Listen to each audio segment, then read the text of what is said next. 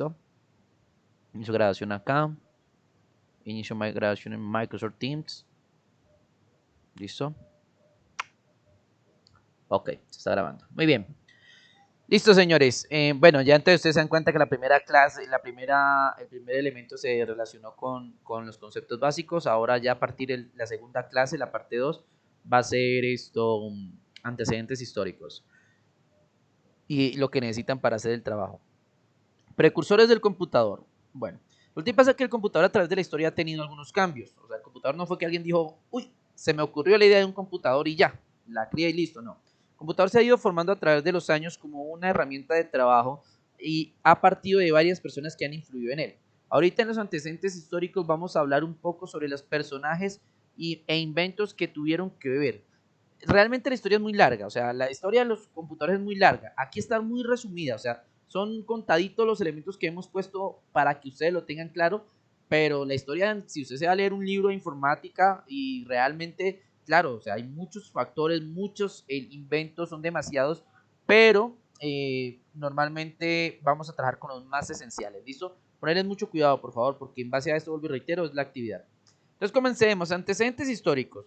Para comenzar, quiero hacer una pregunta a ustedes. Yo sé que en la escuela todos nos han enseñado, pero por si acaso. Eh, yo me acuerdo que cuando estaba en la escuela nos enseñaban a nosotros que había un invento del hombre que se considera el antepasado más antiguo del computador. ¿Alguien en el chat me puede decir qué es? El antepasado más antiguo del computador. Debería ser, si alguien lo sabe, debería escribirlo, o sea, debería poderlo escribir rápidamente porque pues realmente es algo que a mí, por ejemplo, siempre me lo decía el profesor de informática. El antepasado del computador es... No, el ordenador no, porque ya es considerado computador. A ver, otro. La calculadora, la máquina de escribir, casi, casi no. Máquina de escribir, no, no, no. La calculadora, digamos lo que en sí es el precursor, pero hay un elemento que es elemento, ojo, ni siquiera es una máquina, un elemento que se considera exacto, María Fernanda, muy bien, María Fernanda, excelente. David Mauricio, sí señor, el abaco, el abaco. Para los que no sepan qué es un abaco, se los voy a mostrar ahorita, espérense por acá, listo. El abaco, miren, mira, el abaco. El abaco, ¿qué? El abaco es este aparatico que están viendo. Es simplemente que hoy en día lo usamos para los bebés, ¿no? Para enseñarles a contar y ese tipo de cosas, para que jueguen.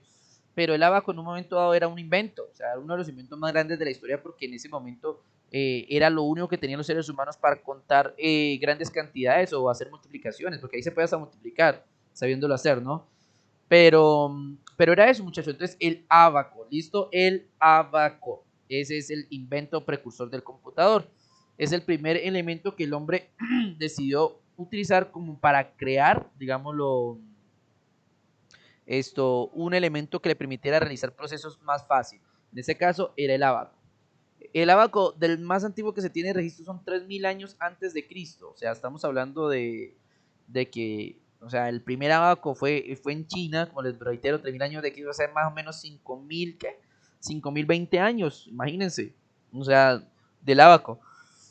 Pero no fue sino hasta el año 1600 que se empezó a actualizar. O sea, hasta el año 1600 lo más cercano a hacer cálculos era el abaco. Ya ahí aparece este primer invento que le vamos a considerar el antepasado ya formal porque ya no era, es que el abaco era un elemento, era algo que no era el abaco no era una máquina, era un elemento, o sea, algo que había creado el humano para mejorar o automatizar los procesos.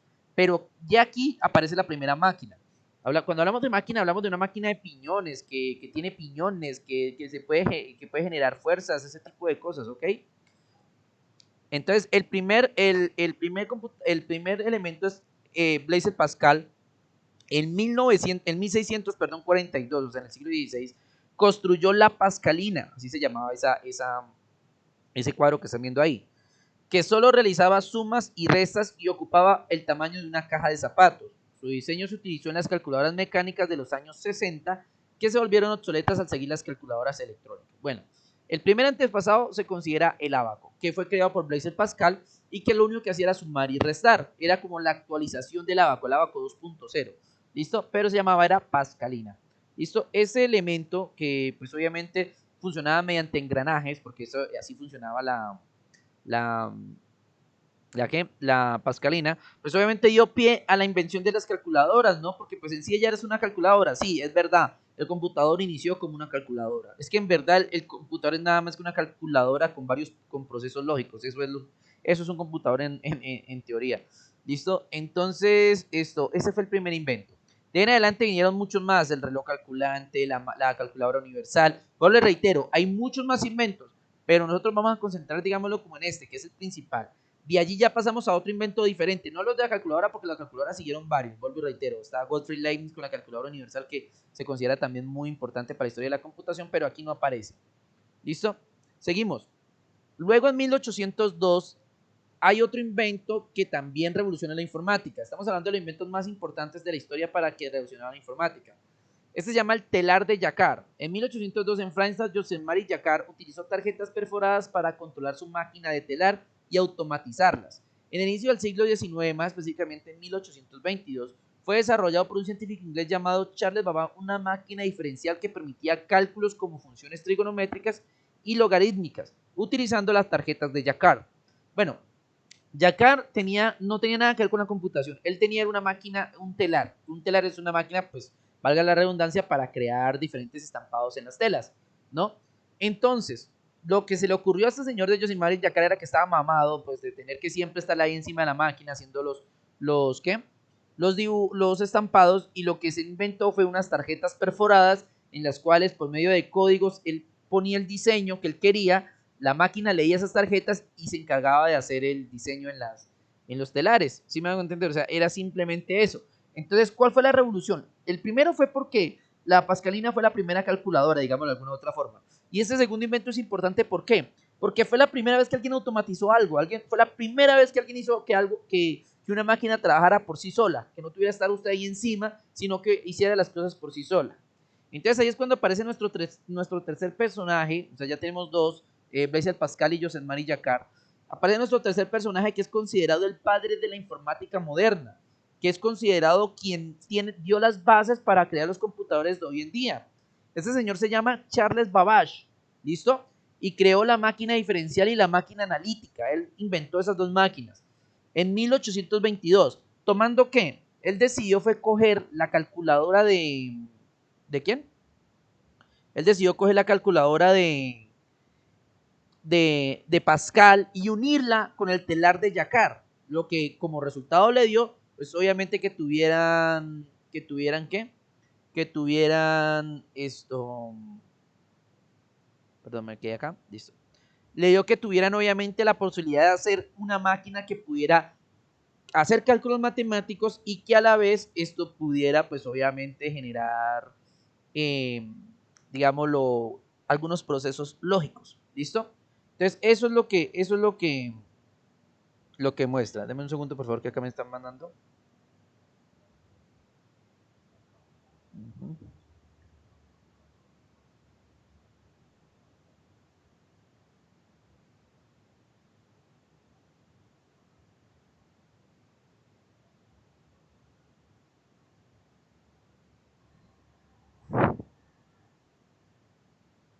Bueno, ahí la profesora Ángela le está intentando colaborar a Zully, pero Zully le dice que no se puede. Bueno, no importa, sigamos acá. Charles Babbage creó la máquina diferenciada analítica, que es la unión entre lo que le acabo de decir del telar de Jacquard y la calculadora. Él dijo, bueno, yo sé que ya por tarjetas puedo hacer que la máquina haga las cosas sola, y a la vez puedo hacer que haga cálculos matemáticos solos. Entonces, eso fue lo que hizo Charles Babbage, usó eso y creó la máquina diferencial y la máquina analítica, que son, digamos, los papás de los computadores. No hacían grandes cosas, solamente unas operaciones matemáticas básicas, pero tenían una velocidad extraordinaria para la época, ¿no? O sea, hoy en día usted tiene una calculadora de esas sencillitas que compran todo a 1000, usted hace cualquier cálculo y en 2x3 tiene el resultado. En ese tiempo no existían ese tipo de máquinas y era muy complejo hacer ese tipo de elementos. Entonces eso hace que, ¿qué? Que pues obviamente se genere como esa cuestión de que uno piensa que todo ya está sentado, cuando realmente pues esto fue una evolución. O sea, en ese tiempo lo máximo que usted le podía sacar a una calculadora era ver una máquina de estas. De resto, los cálculos, mijo, o eran en dedo, o eran en abaco, o en mente, ya nada más. O sea, usted no tenía ningún tipo de ayuda para hacer cálculos matemáticos como ahora, que tenemos calculadoras por todos lados. ¿Qué hacía la máquina diferencial? Calculaba tablas matemáticas. Impulsada con vapor, o sea, parecía un tren. No fue determinada porque se cortó el presupuesto en 1842. Tenía 2 metros de alto, 3 de longitud y 4000 partes. Pesaba 3 toneladas. No 3 toneladitas como para llevarla en el bolso. En 1833 construyó una máquina analítica que incluía una unidad de almacenamiento de 60 operaciones por minuto. Era impulsada por una locomotora y ocupaba un campo de fútbol. Imagínense, o sea, todo eso para hacer cálculos matemáticos.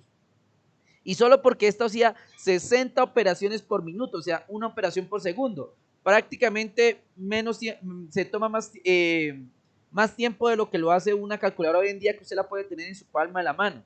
Yo creo que algo, y yo siempre he comentado esto a mis estudiantes, yo creo que algo que tenemos las personas que somos de la época por allá de entre los 80 y los 90, que nacimos en esa época, yo creo que una cosa que tenemos nosotros es que logramos vivir el cambio de época, ¿no? O sea, logramos vivir de no tener tecnología a tenerla completamente. Yo creo que no hay nada más valioso que eso, que sabemos de antemano qué es no tener tecnología y a la vez también sabemos qué es tener tecnología. Muchos jóvenes hoy en día nacieron ya con la tecnología o nacen dentro de ese ambiente tecnológico. Entonces, ellos ya... Profe, Dime. perdón que lo interrumpa ahí, profe, pero por lo menos ahorita lo que usted está hablando es como mi papá. Mi papá en el tiempo, mi papá es una persona que es, a la edad que él tiene, es muy bueno para hacer cuentas en la mente. Y él con una, o sea, pues ahorita ya la puede manejar una calculadora, pero por lo menos antes uno le pasó una calculadora y él no podía hacer eso. Él no entendía cómo era que se sumaba, se restaba y se dividía en una calculadora. O sea, para él era difícil. Y Ajá. cuando estaba estudiando, la profesora, él salía al frente y hacía, o sea, las operaciones, pero entonces él no sabía cómo era cada operación porque decía, pues es que yo en la mente hago todo. Ajá, muy bien, excelente. No, sí, y voy para ese punto, o sea, es que nosotros ya damos por sentado todo, o más que todos los jóvenes o esta generación nueva, da por sentada las cosas. Yo digo, no, pues ya tenemos tecnología, pues ya, o sea, ya, por ejemplo, ellos no entienden que, por ejemplo, antes comunicarse con una persona de otro país era prácticamente imposible. O sea, era duro, o sea, no había forma de yo hablar con alguien de México, con alguien de, de otra parte. Los minutos eran muy caros, o sea, yo no tenía celular en mi casa, tocaba ir a un telecom, se llamaba en esa época, y llamar desde allá desde un teléfono fijo, y costaba un mundo de plata poder hablar con alguien en otra parte. O sea, eran procesos totalmente diferentes a la tecnología actual. Hoy en día usted lo ubica en cualquier parte por medio de su WhatsApp, por medio de su celular, pero nosotros vivimos esa época donde no había absolutamente nada. Entonces, es como eso, es decir, valorar un poco qué es no tener tecnología a tenerla completamente, porque quizás la tecnología nos ha quitado muchas cosas que deberíamos tener hoy en día, pero que de alguna u otra forma nos estamos dejando acaparar demasiado. Y lo digo yo que trabajo en ese ámbito, pero a veces nos consumimos tanto por la tecnología que nos olvidamos que existen los libros, que sí que tenemos otros medios diferentes de socializar, de compartir en familia, y que solamente no es WhatsApp, Facebook, que es lo único que la mayoría conocemos, o Instagram, bueno, TikTok ahora, ¿no? Pero es exacto, ese cambio revolucionario de lo que no había internet, de que no había tecnología como tal, a verla. La máxima tecnología que yo conocí era un televisor en su época, así me van a entender, o sea que teníamos televisores y esa era con la tecnología más grande. Y uno se ponía a hablar con el abuelito le contaba esta historia cuando no era televisor sino radio, ¿sí? Y que tenía que todo el mundo reunir, o cuando salió el primer televisor, que todo el mundo se reunía en una sola casa para ver televisión. O sea, toda una cuadra, una sola casa para de los que tenían plata que se habían comprado el televisor y todo el mundo iba a ver televisión allá. O sea, ese tipo de cosas que ya con el tiempo, obviamente a raíz de la tecnología, que sí ha traído cosas muy buenas y excelentes, pero pues que de otra forma las nuevas generaciones ese no entienden ese cambio, o sea, no comprenden cómo antes no había nada y ahora lo hay prácticamente todo, que antes no había una carretera universal de comunicación como es el internet y que ahora existe, que ahora si yo quiero hablar con alguien de México es inmediato, que si quiero hablar con alguien de Australia es inmediato, que si, o sea, que yo puedo ver prácticamente cualquier parte del mundo por medio de internet sin tener que siquiera salir de mi casa. Entonces, es eso, muchachos, valorar un poco estos cambios y eso es lo que se quiere con esas clases, por ejemplo, de trabajo en cuestión del manejo que se le da a las cosas. Entonces, seguimos. Ya seguimos acá. Charles Babbage crea la máquina diferencial, una máquina gigantesca que hacía 60 operaciones por minuto, o sea, estamos hablando, y ocupaba un campo de fútbol, o sea, una sola calculadora para eso, ¿sí? Ahora tanto, y créanme que no olvido en mi vida cuando un estudiante me dijo, profe, ¿y por qué no usaban las calculadoras de esas electrónicas? Pues porque en ese tiempo no existían, no había forma. Bueno, hasta aquí hasta Charles Babbage, recuerdo que hay mucha gente más, sino que solamente estamos viendo los más importantes. Realmente la tecnología era como que la gente inventaba las cosas por gusto, ¿no? Por querer marcar historia, por hacer una diferencia. Ser inventor en esa época era hacer famoso hoy en día, ¿no? O sea, en esa época ser inventor era marcar una historia, marcar un hito y que la gente supiera de uno. Entonces la gente lo hacía con ese fin, o sea, creaba máquinas espectaculares, estudiaba mucho sobre un tema con el fin de inventar cosas. Pero no faltó un señorito que se llamaba, perdón, Hermann Hollerith, que se le ocurrió la mayor idea de por qué no crear máquinas para las empresas. O sea, no crear inventos solamente para revolucionar la historia, sino crear inventos que fueran funcionales y que se pudieran comercializar, se pudieran vender a empresas para hacer elementos más rápidos. Entonces, ahí aparece mi siguiente personaje, que es Hermann Hollerith, que diseñó la máquina tabuladora, que es en base a la máquina de Babbage, ¿no? Él diseña la máquina tabuladora. La máquina tabuladora lo único que permite hacer es ingresar información, mucha información. Les voy a poner un ejemplo muy sencillo. En Estados Unidos ya habían ciudades muy grandes y obviamente una de las cosas que hace el gobierno es censar la población. Censar la población es saber qué tiene cada persona, cuántas personas viven, cuáles son los núcleos familiares. Es más, aquí en Colombia hace un par de años se realizó el Censo Nacional de Población y Vivienda, ¿no? O sea, para que se supiera cuántos hombres hay, cuántas mujeres, cuántos niños, de qué edades, todo ese tipo de cosas, y el gobierno tenga una noción de saber qué comunidad hay. Ahora bien, en ese tiempo, hacer un censo de esa capacidad en Estados Unidos duraba 10 años. 10 años. ¿Qué quiere decir eso? Que usted lo censaban cuando tenía 15 años, que todavía era un joven, y cuando terminaba el censo y por fin tenía los datos del gobierno, usted ya era casado, tenía otra familia, tenía hijos, porque ya han pasado 10 años desde que lo habían censado. ¿Sí me va a entender? Entonces, esos censos tenían poca validez en ese sentido. Ese señor Eman Hoyer diseñó la máquina tabuladora que permitía organizar mucha información y pasó de durar 10 años un censo a durar solamente 2. Es verdad que ahora se hace en un par de meses, pero en ese tiempo 2 años a 10 era una diferencia astronómica. Obviamente muchos países la implementaron, en Estados Unidos se implementó esa máquina y pues Hermann Hoyer se volvió muy famoso, reconocido y fuera de eso ganó mucho dinero puesto que su invento fue vendido, ¿no? Entonces, funcionaba con tarjetas perforadas, acumulaba y clasificaba información, se utilizó para el censo de 1890 en Estados Unidos. En 1896, Hermann Hollerith fundó la Tabulation Machine Company, que fusionó en 1911 con otra compañía y terminó creando un grande de la tecnología. Deme un segundo. Pues entonces te recomiendo que mires las grabaciones y estés pendiente para las actividades para que le realices lo más pronto posible. ¿Listo? Muy bien. Entonces, Tablet Match Company que fusionó en 1911 con otra y creó algo que la gente no conoce, que es, o sea, que hoy en día no se conoce, pero que en su tiempo era la empresa más importante, se llama International Business Machine Corporation, o también conocida como IBM. IBM es a hoy decir Google o Microsoft, las grandes compañías de tecnología, por ejemplo Google. Google es más conocido por ustedes. Google, o sea, Google hoy en día es la compañía más grande del planeta, la más importante, la más poderosa, y en su tiempo lo fue IBM. O sea, IBM fue las primeras computadoras, muchas llevan el sello de IBM, porque IBM fue el precursor, digámoslo, de las primeras computadoras, luego eran el dueño de la tecnología, pero posteriormente por estar tomando malas decisiones perdieron y IBM fracasó. Hoy en día se unió con otra que sí conocen ustedes que se llama Lenovo. Lenovo tiene una dependencia que perteneció a IBM, cosas de la vida, pero IBM en su tiempo fue una industria una empresa muy poderosa. Luego ya empezaron de aquí para adelante a aparecer o hablamos de estos primeros elementos que vamos a hablar acá. Vamos a hablar de las primeras computadoras o primeros vistazos de lo que iba a ser la computadora. Entonces de aquí en adelante ya hablamos son de computadoras. A partir de 1940, ya estamos en la década de los 50, comienzan a salir las primeras computadoras. Aquí vemos algunos. Conrad nos muestra su primera computadora programable, la Z3.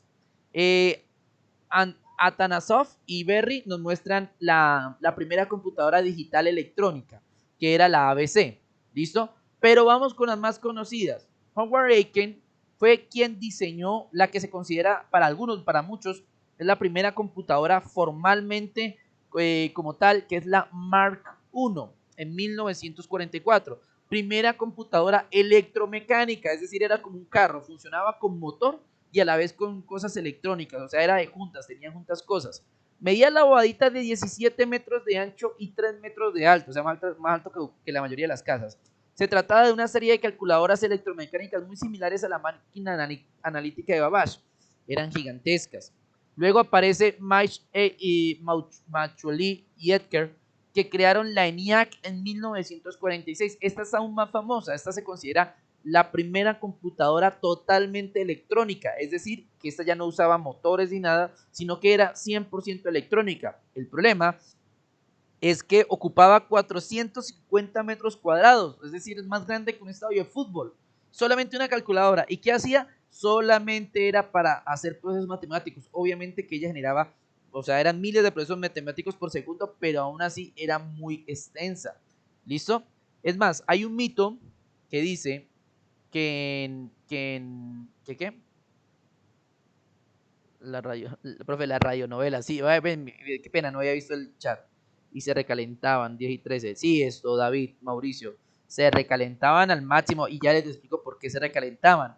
Ellas no eran hechas con circuitos como nosotros tenemos hoy en día, sino que se hacían por medio de algo que se llamaba válvulas al vacío, que eran como una especie de bombillos gigantes donde pasaba la energía eléctrica y esas generaban demasiado calor, así que, o sea, tenían que usar sistemas de refrigeramiento gigantescos, o sea, por eso las máquinas eran tan inmensas. Respecto a lo que dice Álvaro Eduardo sobre las radionovelas, sí, o sea, lo que estábamos diciendo hace un momento, eh, el cambio de la tecnología es muy grande, o sea, ¿cómo pasa de un momento a otro? Álvaro, ¿qué nos quieres decir? Cuéntanos, compártenos.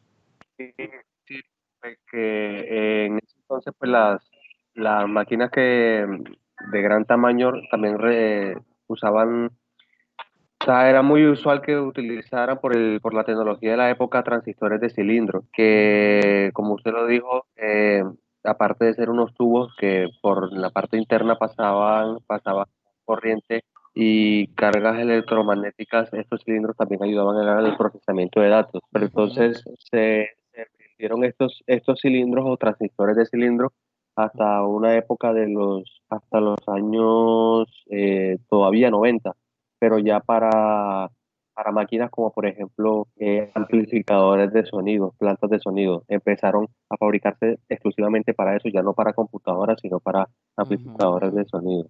Sí, señor, muy bien, señor Álvaro, que tiene un conocimiento amplio sobre este aspecto y qué bien, está muy bien, señor Álvaro, que nos comparta ese conocimiento sobre estos aspectos. ¿Listo? Bien, gracias, Eduardo. Entonces, lo que dice, bueno, y también está haciendo creación a de las radionovelas cuando hablábamos por ejemplo, que a través del tiempo la gente había cambiado de formas de vivir, ¿no? O sea, la tecnología ha cambiado totalmente el aspecto total, o sea, imagínense ahora, por ejemplo, nomás con lo que sucedió con la situación de la pandemia o sea, que nos tuvo nos tuvo encerrados en cuarentena, aislados, y el internet pues yo creo que fue uno de los principales pilares para ayudar a la sociedad a mantenerse de cierto modo, pues no a todos, ¿no? Siempre ha sido una situación muy compleja, pero nos ayuda al menos a mantenernos y a manejar situaciones que nos ayudó esa parte del internet a ser la base de todo lo que hacemos. Álvaro, otra vez, nuevamente, ¿quieres decir algo? No, profe, qué pena, la Listo, dejé dale. levantada. Dale, no pasa nada. El mito, ya voy para allá, tranquilos. Ya, regresando entonces acá, sobre la ENIAC había un mito. Era muy simple. El mito decía que cuando una persona, o sea, que cuando ella estaba en San Francisco, Estados Unidos, creo que es una ciudad gigantesca, en esa época ya era una ciudad gigantesca, y se decía, o el mito era, que cuando se prendía la ENIAC, o sea, cuando encendían la ENIAC consumía tanto fluido eléctrico, o sea, acaparaba tanto el fluido eléctrico que toda la ciudad se quedaba sin energía, toda la ciudad se quedaba sin energía. O sea, imagínense, prender un computador para que toda una ciudad se quede sin luz. O sea, ese es uno de los grandes, o sea, de la comparación que uno hace, y solo para aprender la computadora, o sea, era así de impresionante o así era de duro el consumo de energía eléctrica de estos aparatos que permitían de alguna u otra forma generar eh, esto, tanta corriente que dejaba sin luz a toda una ciudad entera, y no cualquier ciudad, una ciudad gigantesca, porque pues sabemos que Estados Unidos se desarrolló primero que muchos otros países y pues ya habían ciudades muy grandes al momento de, por ejemplo, toda esta tecnología. Entonces, allá voy. Entonces, imagínense, o sea, la capacidad de tecnología que tenían en ese entonces para tener en cuenta ese aspecto, ¿listo? Entonces, como eso, muchachos, ¿ok? Listo, ese era el mito ¿de la qué? De la ENIAC, ¿ok? Muy bien, hasta ahí, ojo. Bueno, John Boodman con la EDVAC, que también fue considerada una de las primeras computadoras electrónicas, pero ya usaba otro tipo de sistema eléctrico que permitía que no consumiera tanta energía.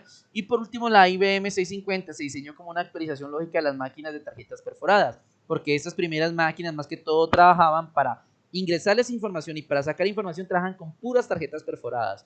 Y las tarjetas perforadas eran, digámoslo de alguna u otra forma, el único medio, y eran una serie de bits que usted escribía por medio de código binario dentro de unas plaquitas, y esas las devolvía. Entonces usted tenía que analizar el código binario para saber qué era lo que pasaba. O sea, no era nada fácil, era algo muy complejo, pero así trabajaban en esa época estas máquinas, y obviamente podían hacer demasiados cálculos en unas milésimas de segundo, que era lo que se buscaba. ¿Listo? Hasta aquí, señores, sistemas integrados programados por bits. Sí, señor.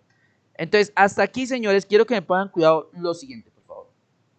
Esa parte histórica habla de los personajes históricos y va a ser su primer hilo para la actividad. ¿Listo? Este va a ser el primer hilo para la actividad. Los personajes históricos. Las personas y qué inventos tuvieron que ver en la historia de los computadores. ¿Ok?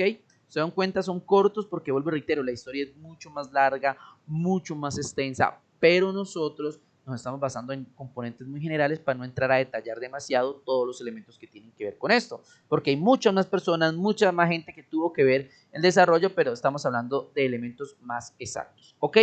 Hasta aquí, por favor, hasta aquí vamos a dejar lo que son personajes históricos e inventos. Y ténganlo claro porque su trabajo trata sobre esto, sobre los personajes históricos y los inventos. ¿Listo? Esa es una de las partes del trabajo. La segunda parte habla de lo que sigue. El desarrollo del computador, donde hablamos de cómo se desarrolla, ¿listo? Y empezamos a hablar de las generaciones de computadores, ¿ok? ¿Qué son las generaciones de los computadores? Para que lo dejemos claro, por favor.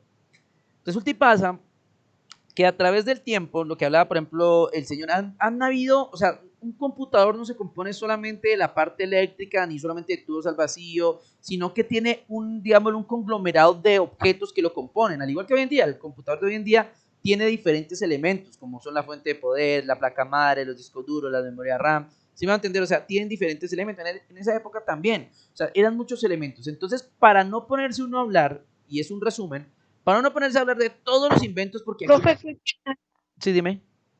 ¿Quién habla? profe, un corte con el internet, entonces quiero saber si ya puso alguna actividad. No, todavía no, tranquila. Todavía no. para- Estamos terminando la explicación. No te preocupes. Gracias. Listo, dale, no hay problema. Entonces, en la historia de la computación, entonces nosotros hablábamos, vuelvo y reitero, o sea, no podemos tomar un punto, segundo, tercero, cuarto, entonces, no, porque son demasiados inventos, o sea, de aquí en adelante empezaron a aparecer demasiados inventos, demasiadas computadoras, una tras de otra. Entonces, para no hacer la historia larga, lo que se hace es resumir la generación de los computadores en generaciones. Cada generación se basa no en no en tanto en todo lo que tiene la computadora, sino como los inventos que marcaron más relevancia. ¿Listo? Y aquí vamos a ver una evolución de lo que fue la computadora hasta la computadora que es hoy en día. De una vez les hago la aclaración. Esto es un debate. Hay personas que dicen que hay 5 generaciones, hay personas que dicen que hay 6, hay personas que dicen que hay 7, en fin. ¿Listo? Pero nosotros vamos a hablar de 5 generaciones estándar, ¿listo? Y una que se supone que es en la que estamos, ¿listo? Ese va a ser nuestro concepto, nuestro punto de vista, cómo vamos a abordar el tema de la generación de los computadores. Por favor, si alguien tiene conocimientos previos, no me confunda generación de los computadores con generación de los procesadores. Son dos cosas diferentes. La generación de los procesadores ya la vamos a ver en la segunda unidad. ¿Listo? La generación de los computadores es la historia, es cómo evolucionaron. Entonces, por ejemplo, vamos a comenzar. Primera generación de los computadores. Esta es la generación inicial. Se extiende desde los 1940 hasta 1952. Comienza con la invención de las primeras cálculos de cálculo automático que podemos comenzar a llamar computador propiamente dicho. Se basan en la electrónica de válvulas y tubos al vacío. O sea, su principal componente de funcionamiento eran las válvulas y tubos al vacío. Muchos de estas computadoras se programaban con un conjunto de instrucciones simples que debían suministrar al sistema como tarjetas perforadas de papel o cartón. Entonces, lo que yo les digo, aquí está. las primeras generaciones de computadores eran inmensas, todas esas computadoras que se inventaron durante ese tiempo eran gigantescas, ocupaban estadios enteros, consumían mucha energía. ¿Y su base cuál era? Su base se basaba en los válvulas, tubos al vacío, y fuera de eso, su relación con el exterior o con los datos de entrada y salida eran tarjetas perforadas. O sea, no piensen que era que una computadora gigante y una pantalla gigante, no. O sea, eran tarjetas perforadas. La gente recibía tarjetas perforadas y sacaba tarjetas perforadas digámoslo de alguna otra forma, de la máquina, y de esta forma, pues obviamente esto se lograba realizar las funciones de dichas máquinas.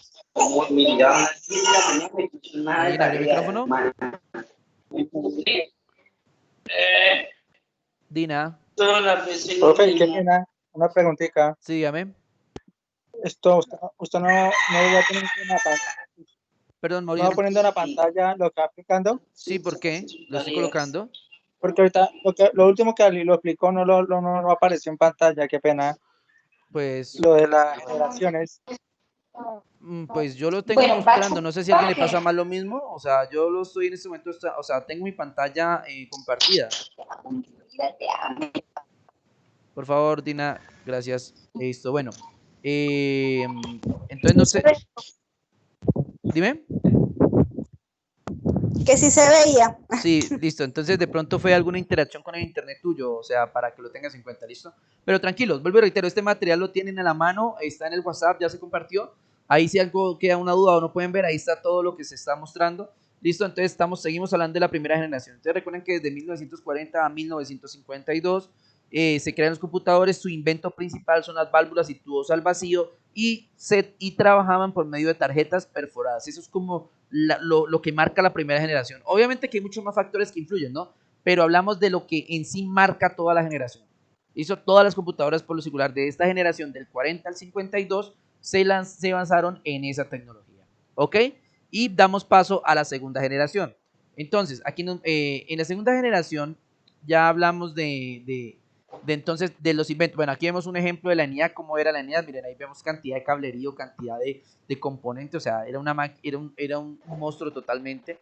Y vamos a darle comienzo a la segunda generación. ¿Listo? Segunda generación. Profe, Sí, la tarjeta de perforación era que recibía, solo recibía información. recibía y o con la sacaba. Recibía y sacaba información, o sea, la tarjeta de perforación, o sea, perdón, las en tarjetas binomio. perforadas tomaban un código binario, si me va a entender, y lo convertían Ya.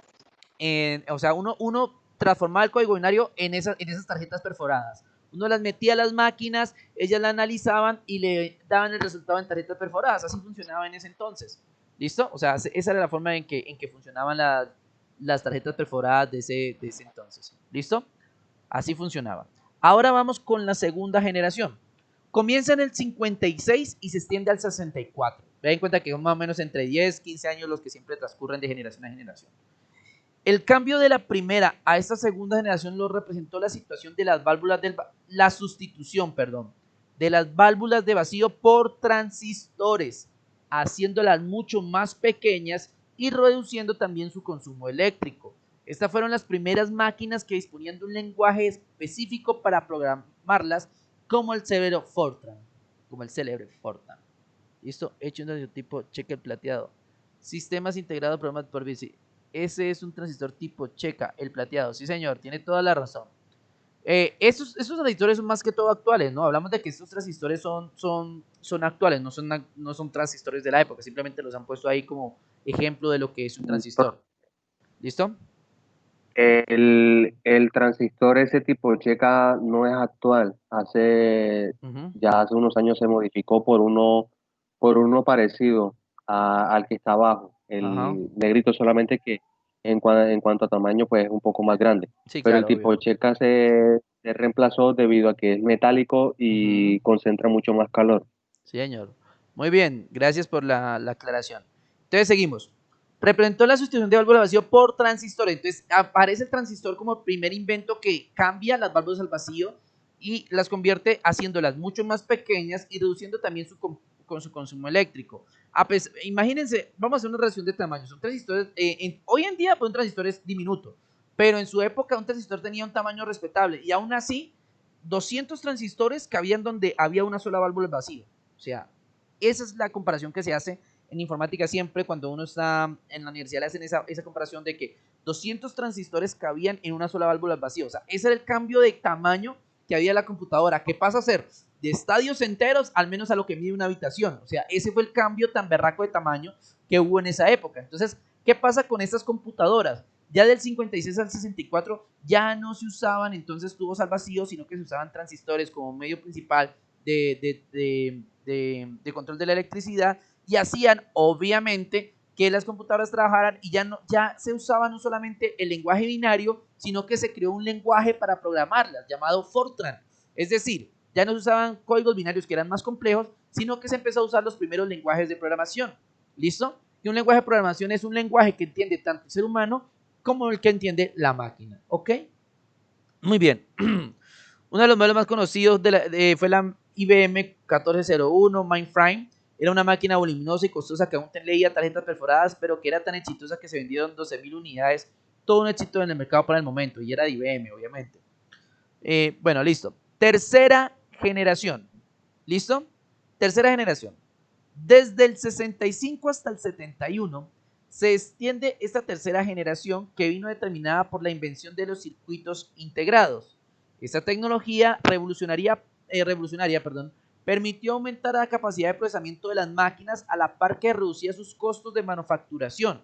Estos circuitos se imprimen en una pastilla de silicio, añadiendo pequeños transistores y valiéndose de la tecnología de los semiconductores. Fue el primer paso hacia la miniaturización de las computadoras, además de ser aprovechado en la manufacturación de radios, televisores y otros artefactos semejantes.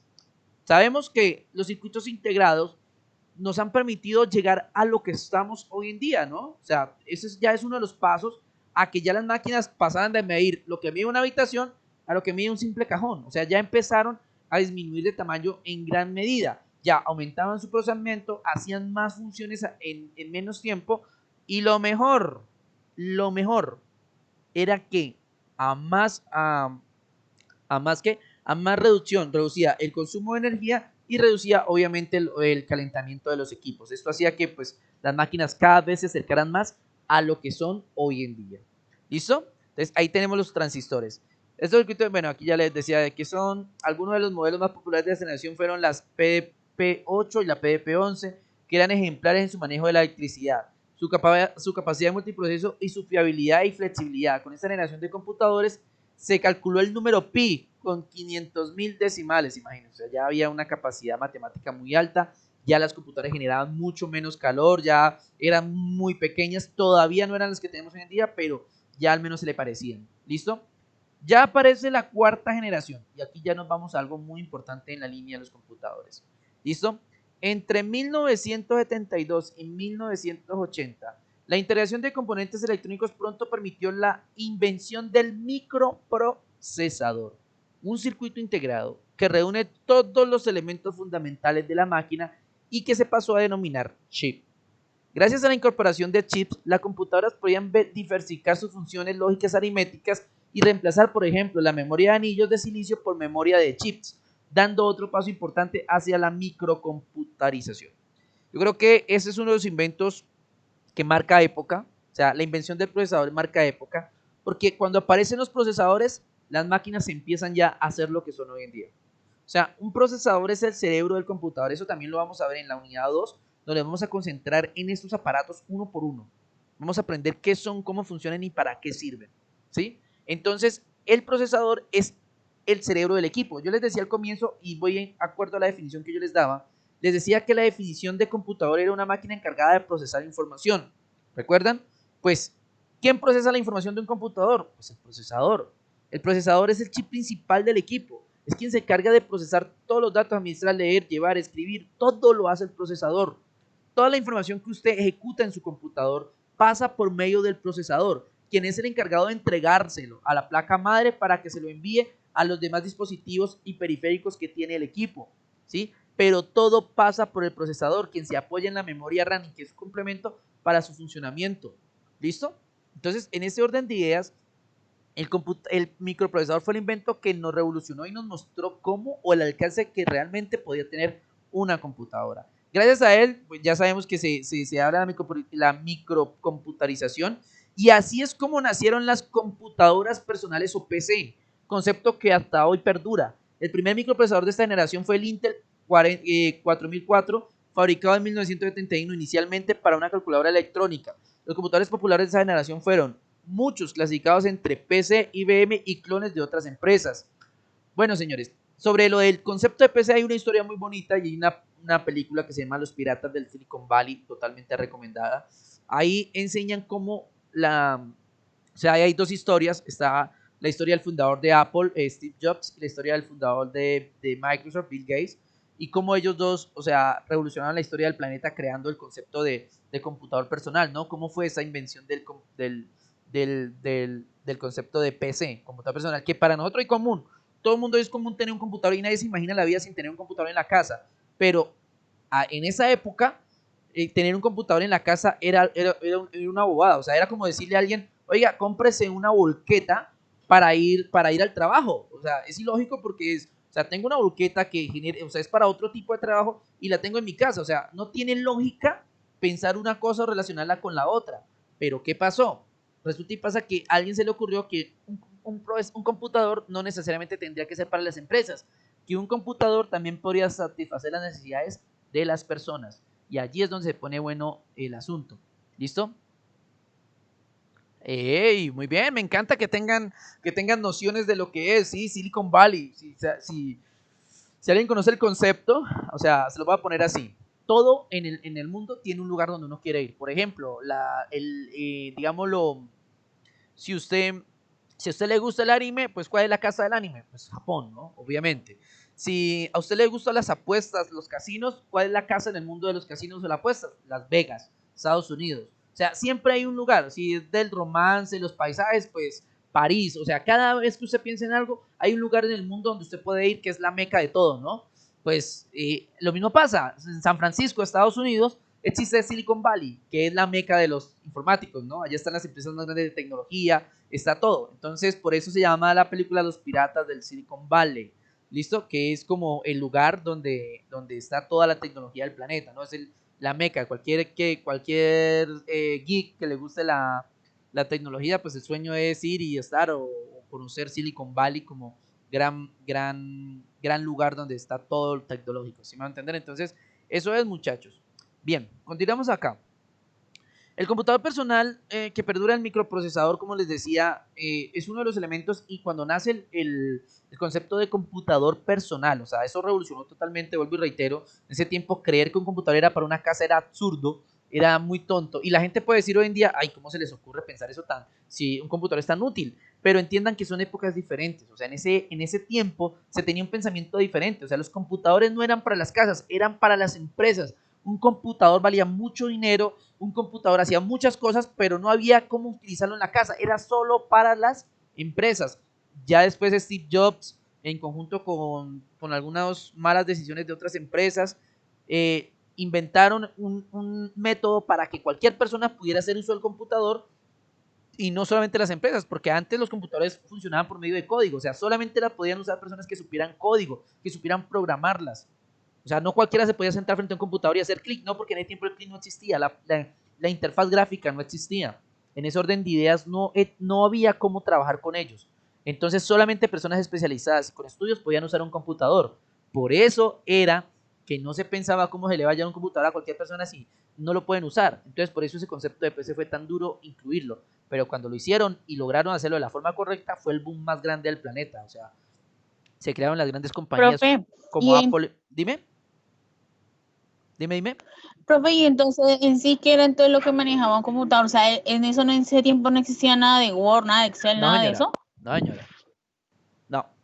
En ese tiempo un computador lo que hacía, por eso era tan difícil que la gente del común lo usara. Porque en ese tiempo un computador era considerado prácticamente una calculadora gigante. ¿Sí me va a entender? O sea, una calculadora que realizaba muchos procesos, pero no había ni Word, no había ni Excel, no había ni Windows. O sea, esa pantalla que ustedes están viendo en pantalla, donde yo hago clic aquí en inicio, que puedo ver carpeticas, imágenes, nada de eso existía. Todo esto es relativamente nuevo. O sea, todo esto es relativamente nuevo. Esto del clic, de las carpeticas, todo esto es relativamente nuevo. Antes de esto, lo que se hacía en los computadores era puro código, era algo así como el CMD. Yo creo que muchos conocen el CMD, símbolo de sistema, era así, una pantalla negra, teclado, no había mouse, no había nada, es una pantalla negra donde usted escribía código y todo funcionaba por medio del código. ¿Sí me va a entender? O sea, si usted usaba código, entonces podía obtener resultados y podía cumplir objetivos, pero era esto, o sea, así se manejaban los computadores, y no en español, en inglés, o en el idioma en el que estuvieran, en el país donde estuvieran, ¿no? Entonces, por si todo era en inglés. Entonces, era esto, así funcionaban los computadores, por eso le reitero, era muy difícil llevarlos al ámbito normal, de que las personas sepan qué es un computador y cómo o usarlo en sus casas, pero de allí que tuvo la gran pericia de Steve Jobs de ingeniárselas y crear la interfaz gráfica. Para el que no sepa qué es una interfaz gráfica, se lo resumo. Es eso que están viendo en pantalla. Es un gráfico que hace que cualquier persona pueda usar un computador, ¿sí? O sea, que cualquier persona que empiece a cacharrear y le dé clic en inicio, le dé clic en alguna parte, pueda ver lo que es un computador. ¿Listo? Entonces, ese fue el gran invento. De ahí ya en adelante aparece nuestra quinta y última generación, que es la generación que es la más reciente, convención del 83, y esta es donde ya los computadores son lo que son hoy en día. Y aún sigue vigente en la actualidad. La computación se diversificó enormemente. Se hizo portátil, liviana y cómoda. Gracias a Internet expandió sus fronteras de uso hasta límites que nunca antes sospechados. Aparecieron las computadoras laptop portátiles, revolucionaron el mercado, imponiendo la idea de que el computador ya no necesita estar fijo en una habitación, sino que es un editamento más en nuestros maletines. Hubo también un intento japonés por construir Five Intercomputer System, sistema de computadores de quinta generación, que sería un nuevo diseño de computadores fuertemente basados en la inteligencia artificial. Sin embargo, luego de 12 años se desarrolló el proyecto, no dio los resultados esperados.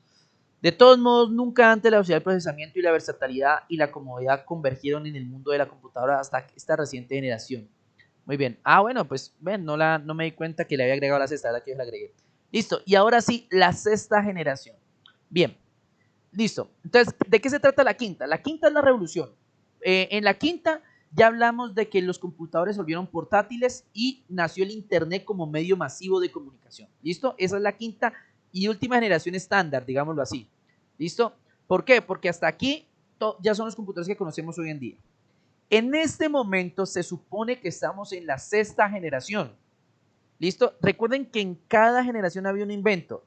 Tubos al vacío, transistores, circuitos integrados, microprocesador, portabilidad e internet. Y en la sexta generación, ¿alguien me puede decir cuál es el invento? ¿Cuál creen ustedes que es en lo que se está basando esta generación? ¿En qué creen que se está basando esta generación? ¿Cuál es el invento revolucionario o en qué se está trabajando? Dispositivos móviles. Perdón, no le escuché, disculpa, ¿me repite? Dispositivos móviles, creo. No, los dispositivos móviles hacen parte de los computadores y hacen parte de la portabilidad. Hay algo más, y es más, yo les aconsejo. Dígame ahí, Zuli. Zuli. Las aplicaciones. No, las aplicaciones ya son complemento o programas de los computadores, hoy en día celulares. ¿Alguien más? Bueno, les explico algo yo rápidamente. Los celulares son computadores, o sea, tengan en cuenta que el celular pertenece al computador. Hoy, el celular era celular en mi tiempo, cuando usted lo usaba para solo llamar y nada más. ¿Listo? Pero hoy en día no, hoy en día los celulares son computadores portátiles de una u otra forma, ya tienen procesadores, memoria RAM, si me va a entender, almacenamiento, o sea, ya son un computador, solamente que se le dice celular. Y obviamente la tecnología ha avanzado mucho en ese aspecto.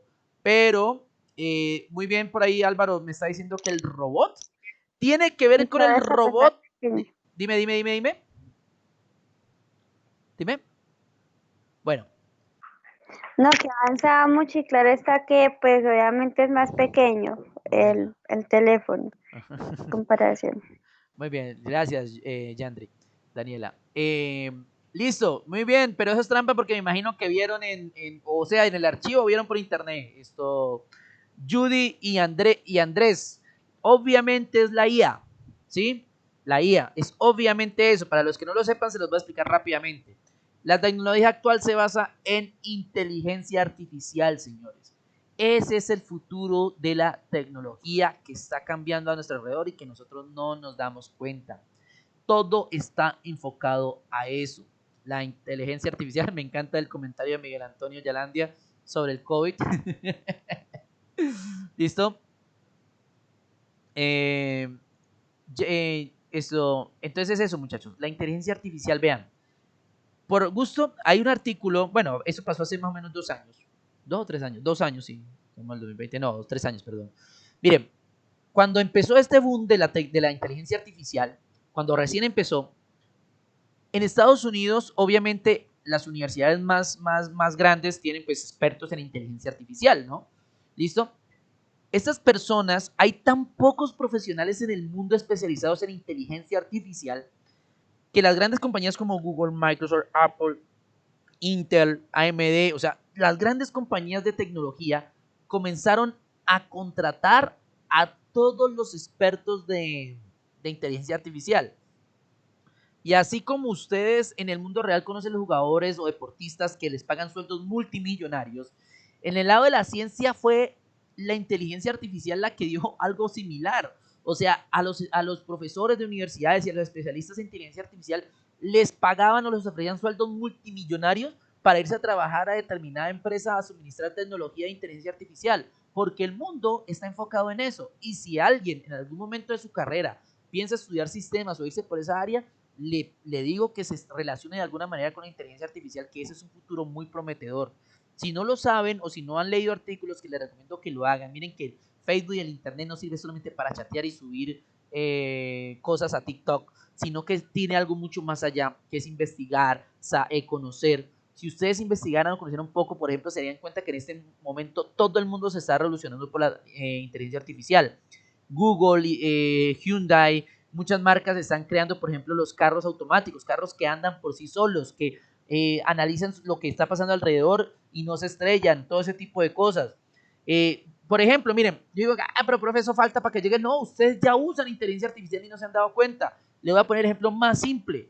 Ustedes no saben que Google usa inteligencia artificial en los resultados de búsqueda y en sus motores de búsqueda. Por ejemplo, voy a poner el ejemplo más concreto para que me entiendan. YouTube. Antes, a medida que usted iba viendo videos de un tema, YouTube le hace recomendaciones. Ojo con eso. Sí, muy bien, David Mauricio, los algoritmos. El algoritmo de YouTube, en su base, o sea, cuando recién se creó, simplemente se basaba en los títulos o en los ejemplos que usted iba viendo para relacionar videos de la misma, digamos, de los mismos títulos, del mismo tipo de título que usted estaba viendo, el mismo tema. ¿Qué pasó? Google ahora ya no usa algoritmos estándar como son los algoritmos normales, que es un código que tiene un comienzo y un final, sino que usan, ojo con esto, usan inteligencia artificial, algoritmos de inteligencia artificial. ¿Qué hace un algoritmo de inteligencia artificial? ¿Cuál es la diferencia entre la inteligencia artificial y un programa normal? Un programa normal usted lo programa para que haga una determinada función y ya, él hace lo que usted le indica, él no puede hacer nada más ni nada menos, él hace lo que usted le indica. Eso hace un programa estándar normal. Usted lo programó para que haga algo, eso lo hace. Lo mismo o sea, esos son los algoritmos. Los algoritmos son, usted programa algo, eso ejecuta el programa, nada más. Pero la inteligencia artificial no. La inteligencia artificial se crea un programa muy complejo que lo que hace es aprender. O sea, él evalúa y aprende de su entorno. Al aprender, él toma decisiones basadas en lo que ha ido aprendiendo. Y eso hace YouTube. Usted ya ve videos y él empieza a sugerirse cosas que puede pensar que a usted le van a gustar. ¿Por qué? Porque el algoritmo es de inteligencia artificial. Por eso investiguen eso. ¿Listo? Entonces, es ahí donde nos damos cuenta que la inteligencia... Profe, Dime, Juan Mauricio. es que eso ya se maneja acá y en todo lado, ¿no? Porque, por ejemplo, en la plataforma de Netflix ya también le sugiere cosas. El mismo Face también, o sea, ya usted, digamos, un ejemplo, busca por un lado una nevera, voy a comprar, y en el Facebook, YouTube, por todos lados le va a aparecer que usted está buscando nevera. Entonces yo pienso que ya eso ya pasa inteligencia artificial. Bueno, voy para allá, Juan Mauricio, listo. Bueno, quiero hacer una explicación y aprovechando el tema con Juan Mauricio, y una vez, yo creo que mucho aquí saben de tecnología y algo otros no, pero esto va para tanto para uno como para los otros. Señores, bueno, lo que dice Juan Mauricio es verdad, o sea, la inteligencia artificial se ha ido actualizando, pero vuelvo y reitero, las recomendaciones siempre han existido antes de que hubiera inteligencia artificial. Lo que pasa es que ahora se han vuelto inteligentes, o sea, ahora ya no es como antes que se basaban solamente en un título, porque usted, por ejemplo, les voy a poner un ejemplo, usted buscaba en YouTube cocina, ¿sí? Entonces usted estaba buscando videos para aprender a cocinar, pero usted buscaba cocina. Entonces, ¿qué hacía el algoritmo estándar? Como usted buscó cocina, buscaba todo lo que era de cocina. Entonces, le podían salir a ustedes instrumentos de cocina, una cantidad de cosas relacionadas con la cocina, pero no lo que usted quería ver, que era videos de cómo cocinar. ¿Sí me va a entender? Entonces, el algoritmo no. El algoritmo ve qué tipo de videos está viendo usted, lo analiza, lo piensa y según en eso busca videos que se relacionen al tema que usted está viendo, que otras personas también miren, y todo lo hace el algoritmo en un par de segundos y le muestra videos que a usted le puedan interesar. O sea, esa es la gran diferencia. Ahora, ojo con esto que voy a separar esto una cosa de la otra. Eso es una cosa de inteligencia artificial. Lo que nos dice Juan Mauricio es otro cuento más delicado. Resulta y pasa que Facebook, Google, tienen algo que se llaman servidores o centros de datos, digámosle, para que no lo entiendan. Los centros de datos son sitios gigantescos donde se guarda información. Solo se guarda información. Todo lo que usted hace en Google, Facebook, Instagram, en cuanta cosa usted se escriba, normalmente se guarda esa información, ¿sí? Y se crea un perfil de ese usuario. O sea, usted lo ven como un usuario, y usted como usuario tiene un perfil y ese perfil se va almacenando información de usted, sus gustos, sus preferencias, lo que hace, lo que deja de hacer, y con esa información prácticamente saben todo de usted, ¿sí? Si ustedes no lo sabían, desde hace un par de años viene una revolución informática porque se está pidiendo algo que se llama privacidad, porque las empresas saben demasiado de uno. Un ejemplo, y por gusto, yo sé que a más de uno le ha pasado. Usted está hablando de un tema, usted dice, uy, me provoca comprarme un carro, digámoslo así. ¿Sí? Me provoca comprarme un carro, hace un comentario, le manda a alguien un WhatsApp, mire, oye, me interesaría un carro. Y cuando usted menos piensa, todo su internet alrededor de suyo habla de carros. ¿Sí? Eso es, digámoslo de alguna otra forma, los medios que utilizan las empresas como Google o Facebook, que ustedes piensan, miren, voy a esto. O sea, la gente dice Google y Facebook es gratis. Mentira. Mentira. Usted paga con su información. ¿Sí? Usted paga con su información. Su información para usted puede decir, pero ¿qué pasa? Que tengan mi nombre, mi apellido, mi dirección de correo, mis gustos, mi preferencia, lo que busco, lo que buscar. ¿Qué tiene de malo? Tiene mucho de malo. Porque hay un lugar en el mundo donde está la información de todo lo que usted hace. Y si usted une Google, une Facebook, une Instagram, une cuanta red social exista, o sea, va a haber un perfil completo de quién es usted y cómo es usted, hasta de dónde vive, qué hace, qué deja de hacer. ¿Listo? Algo así. Entonces señores, ¿cómo les explico esto? O sea, hoy en día, gracias a la pelea que hubo, por ejemplo, el Senado de los Estados Unidos peleó contra Mark Zuckerberg, fundador de Facebook, también pelearon contra Sergey Brin y Larry Page, que son los fundadores de Google. O sea, hubo unos debates muy a nivel internacional muy duros y a estas empresas les tocó obligatoriamente implementar. Ahora si usted va a Google y dice eliminar mis datos personales, ellos ya literalmente le dejan eliminar, porque se está cogiendo un miedo a la tecnología por eso. Porque si yo uso un celular, ya me están rastreando. Si tengo un computador, ya saben de mí. Si me van a entender. Entonces, la gente, ay, profe, eso es mentira, eso es una teoría. No es una conspiración, es real. Por algo, usted puede buscar, o sea, yo no le estoy metiendo cizaña ni nada que se le parezca. O sea, no lo tomen a mal. No piensen que es que, ahora no usemos nada. No, no es eso. Simplemente que tengan más cuidado con su información personal y con lo que comparten en redes. Mira, hay gente que comparte hasta cuando sale de la casa. O sea, cuando vuelve, cuando regresa, dónde estoy, cuando viajé. O sea, entre más información lee usted a las redes sociales, más información se tiene de usted. Entonces, hay empresas que están dispuestas a pagar millones por esa información, porque saben que si saben qué le gusta a usted, le pueden ofrecer un producto que usted les va a comprar. ¿Sí me va a entender? Entonces, Facebook no es gratis, Google no es gratis, es falso. ¿Sí? Es falso. Todos nosotros, de alguna u otra forma, tenemos una especie de control. Por eso, Facebook y Google implementaron la borrada de datos. O sea, usted ya puede borrar sus datos de Google y Facebook. Se va a Facebook y borra sus datos y puede, digámoslo, eliminar esos datos de la base de datos, igual que de Google o de cualquier red social, porque eso se implementó a nivel internacional para que las empresas no hicieran eso, porque es una pelea entre quienes dicen, hey, esto no se puede hacer, y quienes justifican que lo hagan. ¿Qué vas a decir, Juan Mauricio? O sea, profe, quiere decir que Facebook, YouTube nos tiene como a la vez como propaganda, porque digamos, si nosotros buscamos un carro, un ejemplo, ya otras entidades o otros nos buscan como cliente a nosotros. Exacto. A la vez también, ¿no? Sí, eso es lo más fácil que hay. ¿Sí me entiende? Sí. Entonces, yo, profe, otra pregunta. Yo una vez escuché, no sé si en los anteriores celulares o en esos también, que nosotros nos manejaban también con un chip que tenía un celular. Bueno, no sé si era verdad, ¿no? O sea, no. Escuché yo. No, hay que tener en cuenta aspectos que son reales, ojo. Sí, yo te entiendo porque, pues, o sea, si nos vamos a la conspiración, pues eso hay muchas más cosas que hablar, o sea, eso hay muchas cosas y muchas vainas. Pero hablemos de lo que es real y es comprobado. O sea, no hablemos de teorías, hablemos de lo que es real y comprobado. Lo que yo les estoy diciendo no es una teoría de conspiración, no es, ay, el profesor nos está metiendo miedo, ay, eso no sé qué. No, son cosas que han pasado, que están sucediendo y que suceden. O ustedes, ¿por qué piensan que hicieron tanto escándalo? A mí me da ironía, o yo soy una de las personas que a mí me gusta leer, me gusta coger los artículos y leer cosas, pero no las fake news que salen en Facebook a cada rato, noticias falsas, no. O sea, ir a centros de información directo y conocer información de primera mano.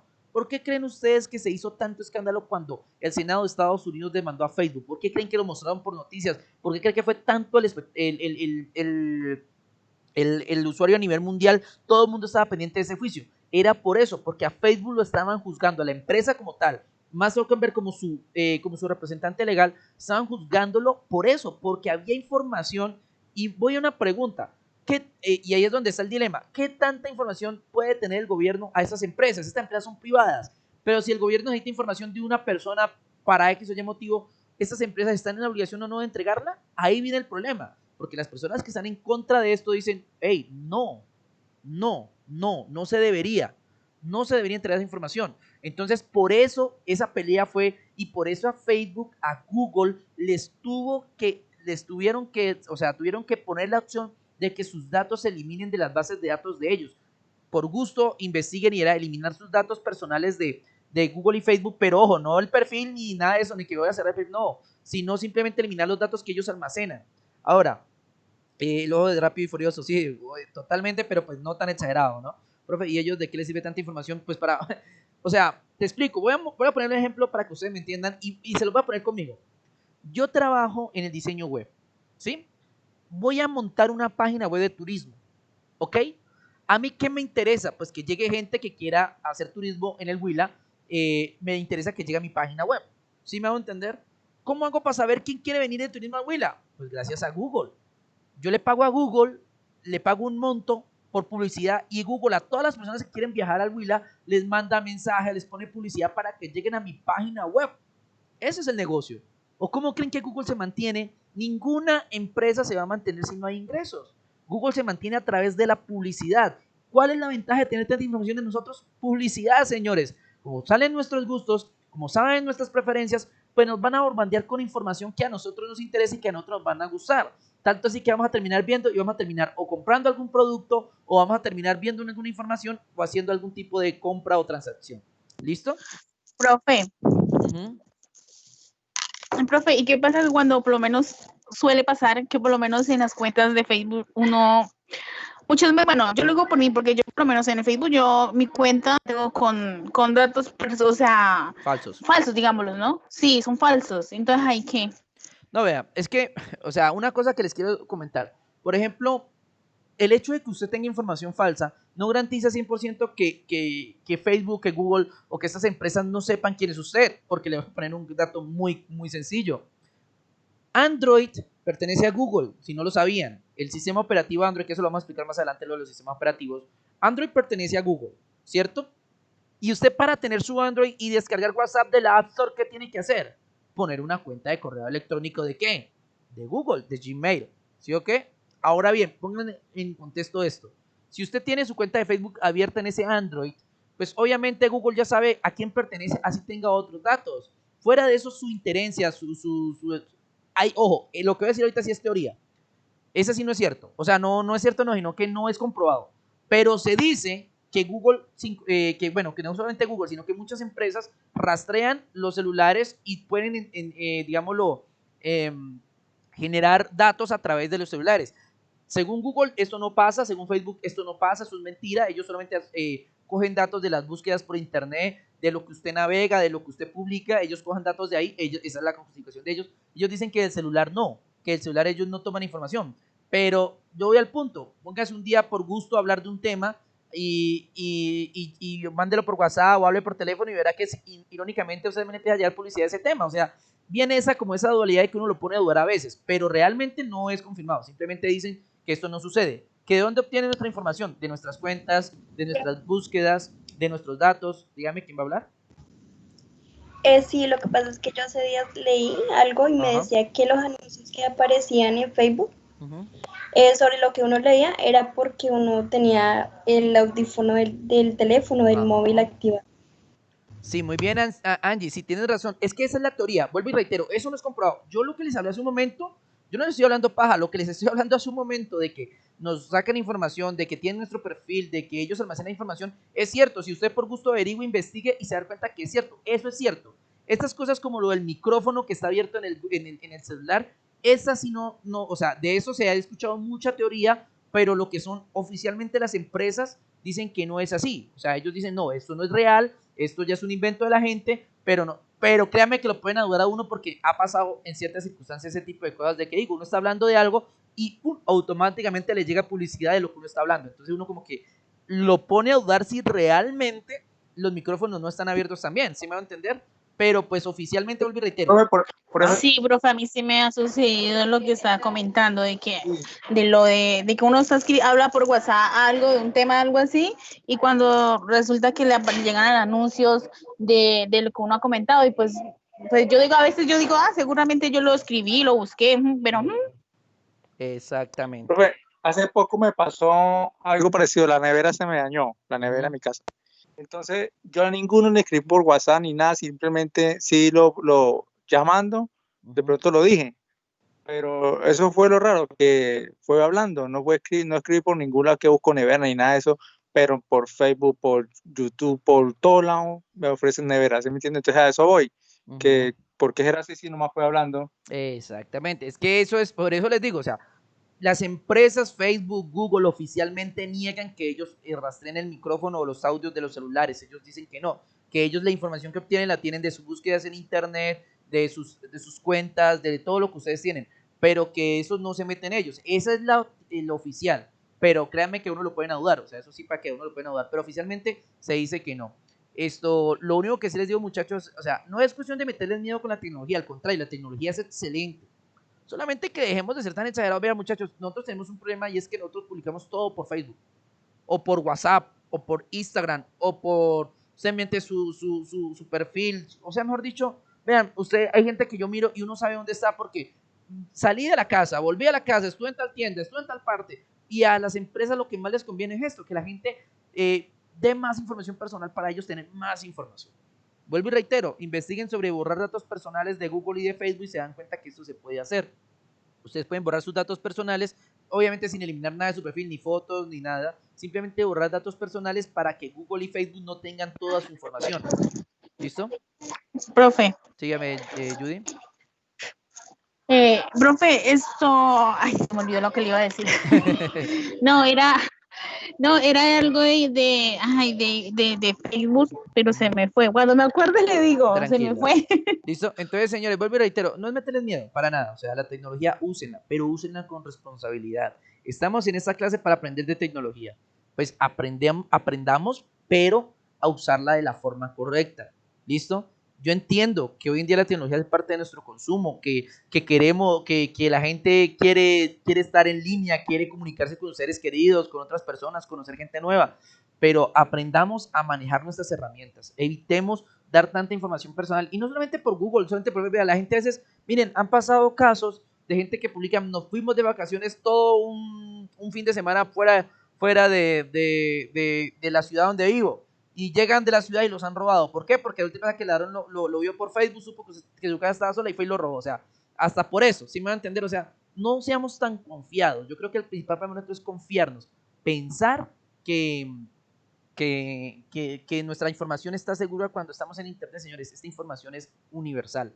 Lo que usted sube a internet no se baja. Lo que usted hace en internet no se borra. Entonces, señores, aprendan a usar el internet responsablemente, a usar su conexión de una forma en que les sirva a ustedes. Sí, señor David Mauricio Ramírez, la capacidad de los alcances de los anuncios es muy barraca. Quédanlas porque yo trabajo en ese ámbito, señores. Yo trabajo con Google haciendo promoción de páginas web.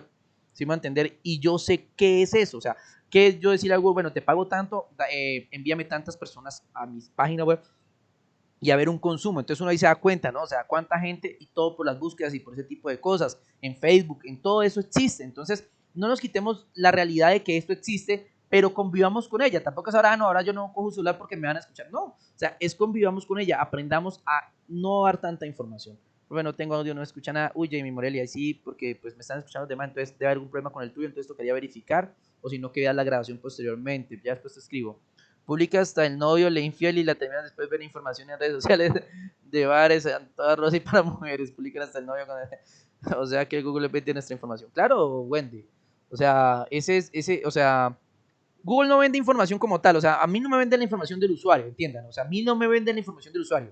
O sea, ellos no me dicen, Daniela Pérez está buscando esto. No, ellos no me dicen eso. No, obviamente que no. Ellos no me venden la información. Ellos lo que me venden es que le van a promocionar a personas que les gusta mi producto. ¿Sí me hago entender? O sea, ellos les van a vender a las personas lo que les gusta mi producto. Es decir, por ejemplo, lo que les decía, entonces si estoy vendiendo pasteles, entonces Google lo que me vende a mí es la oportunidad de que a gente que le guste los pasteles entre en mi página.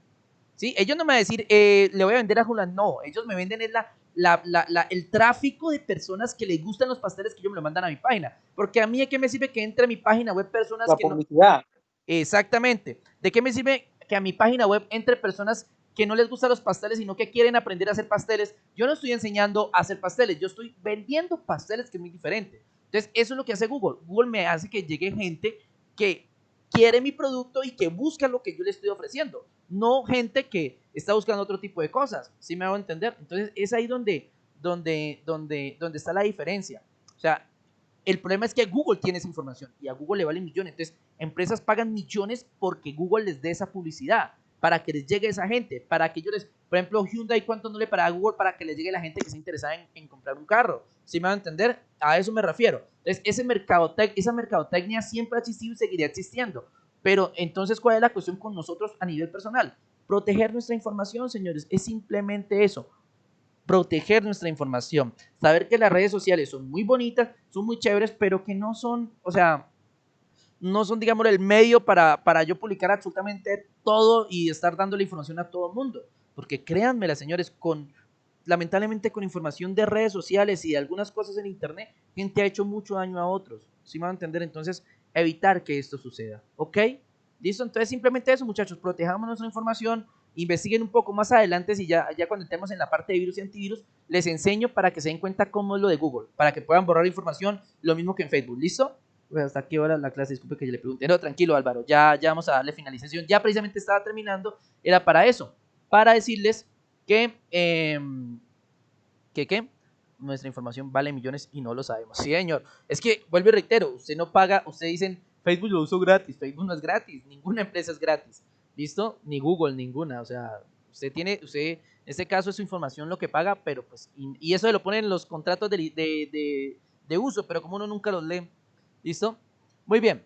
Quinta generación, sexta, ya dijimos que la inteligencia artificial y se acabó eso. Ahí terminamos justo a tiempo, bibliografía, ya.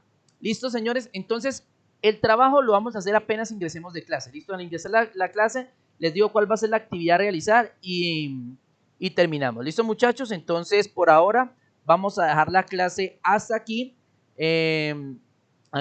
Agradecerles el tiempo y la disponibilidad que pusieron. ¿Listo? Y pues nada, muchachos, nos vemos al regresar. ¿Entendido? Entonces, a la 1 de la tarde los espero. Envío el link de nuevo porque esta clase la creé para hasta las 11. Entonces, vuelvo a enviar un link ahorita al WhatsApp. ¿Listo? Para que tengamos en cuenta. ¿Listo, señores? Entonces, ahí está, señores, para que lo pongamos y nos vemos a la 1 de la tarde nuevamente. ¿Listo, señores? Que estén muy bien y hasta luego. Hasta luego para todos. Voy a cortar la grabación. ¿Listo? Nos vemos 1 de la tarde y les envío el link nuevamente. Recuerden, envío el link nuevamente por WhatsApp. ¿Listo? Que estén bien. Hasta luego.